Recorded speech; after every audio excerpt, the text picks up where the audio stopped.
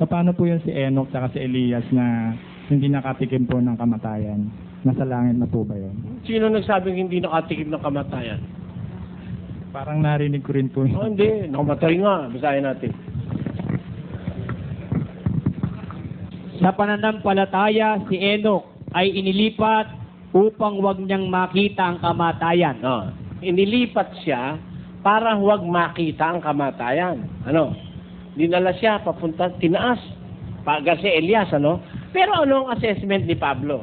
Ayon sa pananampalataya ay nangamatay ang lahat ng mga ito. Namatay din pala. Namatay din. Dinala lang doon pero namatay din. Inalis lang dito sa mundo. Kaya mali yung paniwala ng iba, nandun na raw si Elias at saka si Enoch nandun na.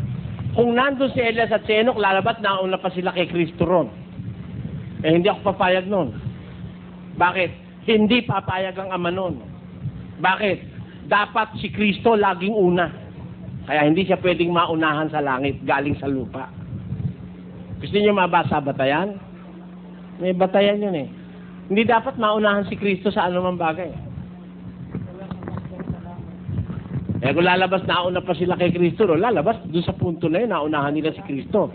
Meron talata sa Biblia nagpapatotoo na si Kristo dapat una lagi.